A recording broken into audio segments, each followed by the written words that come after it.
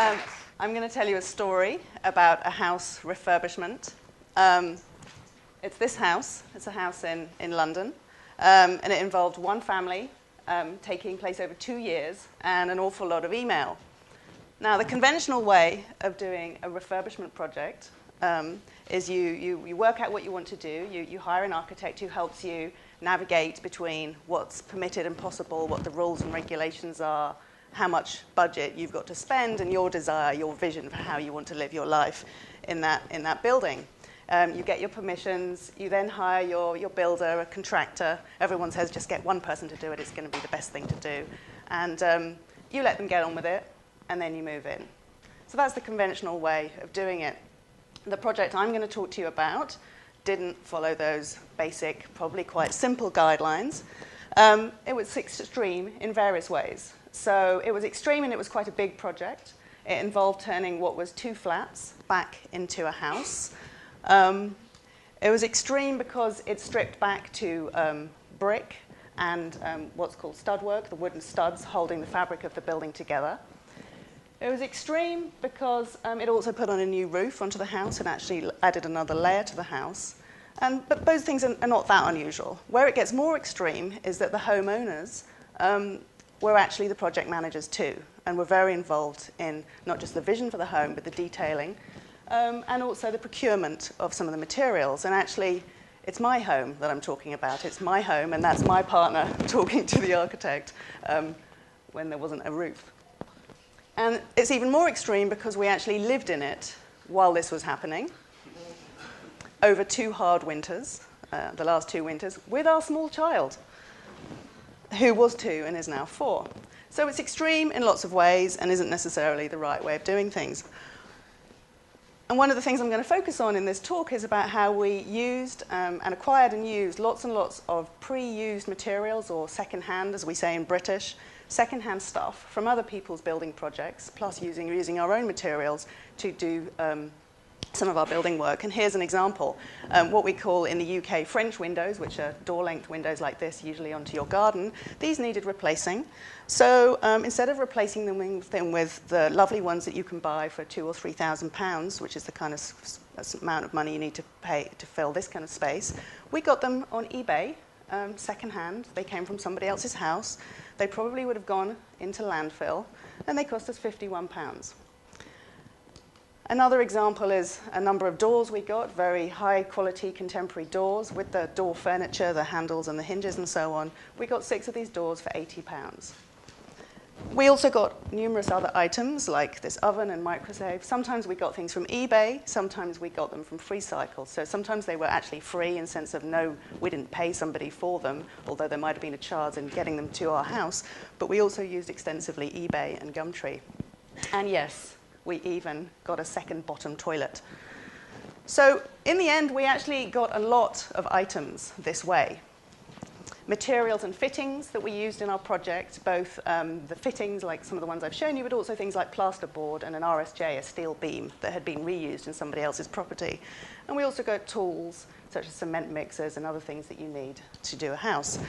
And this led to a problem. Where do you store all these things? At the beginning of our project, the garden looked like this. Isn't it a vision of loveliness? Within a few months, oh dear, we got 8 sheds. You see some of them here. 8 sheds, second-hand from eBay, of course.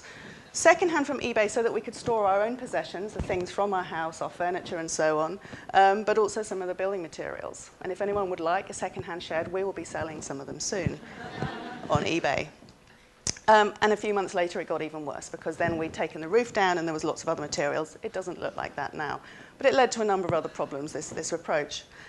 And I think the best way to think about this is not that this is necessarily a particularly efficient way of doing things, but it did, in the end, we think, save us money and had a number of positive impacts on the environment. And so the thing to think about from this is to think of us as extreme users. Now, many of you are MBAs, so you'll be familiar from your lectures with the term lead users from von Hippel, the idea that organizations can learn from their most extreme customers, the customers who are incredibly passionate about their product or service, the people who really push it to its extremes. So you could think of me and my partner and the contractors and other people we worked with as a kind of extreme user. We did the things that aren't required. We did things in an extreme way, and there's some lessons to learn from that rethink how to do a house refurbishment. And the first of these is to turn doing a refurb into a collective matter. In the UK, we say, oh, my home is my castle, right? You think of your home as your domain. It's where you're in charge. You live out your values. And yes, there's some regulations and some laws that you try and conform with, but it's your own business. In our project, in contrast, we really thought of our project as kind of everybody's business. We were living out our values through the project and turned it into everybody's business. And a brief example of that is how we reused our own materials. The conventional way of doing a building project is you would hire a skip or a dumpster or many times and have it outside your property, and then you would pay your builders to carry those bags and put them into the dumpster and get them taken away, probably to landfill. Now, this collection of bags outside our house over a period of some months it might look like rubbish. It's not rubbish. This is actually hardcore material. We dug out some cement floors and some other things, and we needed to reuse it. We decided we could have thrown it away, and it would have looked prettier much more quickly, and we did, in fact, move it to the back when some neighbours complained. Fair enough. But the point is here that this was stuff that we could use. The simple solution is chuck it away, and then later when you need to make some concrete, you get some more stuff. We made sure that we would try and reuse as much what other people would consider waste and reuse it in our project. And we did that in lots and lots of different ways, including, for example, these tiles from the roof. So we turned our project into something that was a shared concern by bringing these kind of practices into our project. The second of the ways that our project was unconventional and is a way of rethinking how to do a refurb is that it forced us to be open to change. So the conventional way is to say, once you've decided on your spec and you've got it all written down and agreed and you've hired your builder and you've got your price worked out, never, ever, ever change your mind because it will cost more and it will take longer. We didn't do that. We changed our mind quite a lot because as things came up and available to us on eBay or Freecycle or somebody rang us and offered us something, we then kind of think, well, should we use that thing? Should we get that rather than this? And we made lots and lots of small changes, often consulting our architect to make sure it met the performance specifications in terms of material properties, of thermal insulation values, of things we were acquiring, so on. But we tried to make sure that we acquired these things, keeping with the aesthetic vision and also the functional properties we wanted to get from these materials.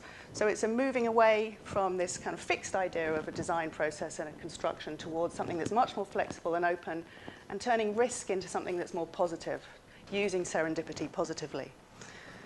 And one of the things that led to was we had to do quite a lot of transporting. So here's our trailer that we bought secondhand from eBay. And actually, we use it for lots of other things, too. For example, the piano from Freecycle that we acquired and now have in our home. So it led to us changing our practices, as well as the architect's practices, as well as the ways that the builders had to work with us. Everybody had to work a little differently. Everybody had to change. The third thing that we did differently in this project, which has some wider implications, is who we thought we were accountable to. Now, normally in a project, as long as you obey the law, the planning regulations and the building regulations and the detail of what goes on in your home, no one really knows. Maybe someone will come and inspect it, but it's not a story you share. In contrast, we're trying to think about how we make available the data from our project. There's no requirement to do this. In the UK, there's a code for sustainable homes, but it's mostly for new homes. There's about to be some new guidelines on refurbishments, but they are entirely voluntary. So people don't have to do these things. It's perfectly possible to hire dumpsters and throw your stuff away. That is completely a normal practice. But we thought of our things differently, and we're trying to now create a story create something that's not just a story like I'm telling you, but actually I've got the data behind it, and me and our architect, Andrew Mulroy, are working on creating some of that data so that our house has some sort of traceability built into it for us, although we're not planning to sell it very soon. And an example of how this doesn't happen is this floor. We have this lovely solid ash flooring. in 4 rooms in our house, probably around 70 square meters. This was picked up from the street. One day my partner was in a different part of London, quite a wealthy part of London, and he saw all of this solid wood literally left outside a building where somebody was obviously ripping that floor out to put in another probably wooden floor.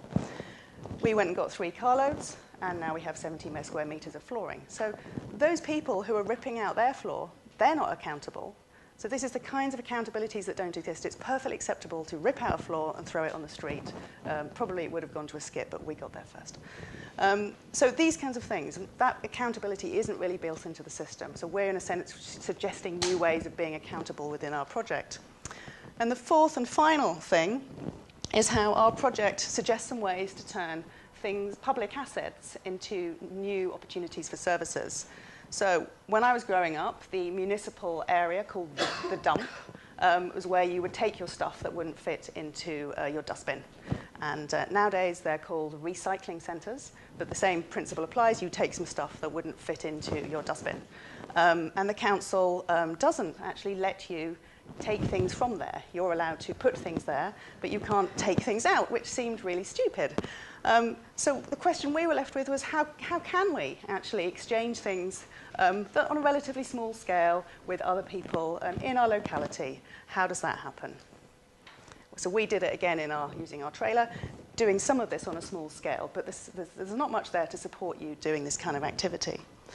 So finally, we end up with a home, high specification, high efficiency boilers, solar panels, et cetera, lots and lots of insulation, plus the satisfaction of having turned something that looked like this into something that now looks like this. So it's not a home that looks like rubbish, even though there's lots of stuff in it that other people really did think of as rubbish and threw away.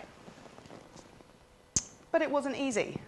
For quite a long time, I would come home from work, I would open the door, and I would see that. And then I would turn right into the 2 rooms that we lived in and cook dinner and put my daughter to bed and so on and so on. It was very hard. It was very stressful. Some of our neighbours didn't like us. We didn't like us. But we ended up with a number of positive impacts. We think we saved money. We eliminated some waste. We reduced waste. We took other people's waste. We reduced carbon from travel using stuff locally. And we also increased the social ties, weak social ties in our neighbourhood. We have a different relationship now to our neighbourhood because of a whole number of people that we've been engaging with over 2 years as we did this. So what I want to do is break the TED convention where I say what I learned from this project. And I want to ask you a question. I called this an extreme refurb. But what if it wasn't extreme? What if this was the regular way of doing things? What if it was easy to find people in your relatively local area who need the things you have, that you can exchange them for free or possibly sell them to them? Those building materials, not just sofas and furniture, but actually things like building materials, and possibly the skills and knowledge to use them as well. What if it was easy to do that? What digital platforms and services could exist to support those transactions and exchanges? What might be the opportunities, both for local municipalities who want to reduce waste and reduce carbon impact in their areas, and for social entrepreneurs? What are the opportunities there? So I'd like to end with a question for you. What would it take to transform this one-off story, this one-off anecdote that will have some data later, from something that's being extreme, something that's extreme, to something that is more general, the general way of doing things? Thank you.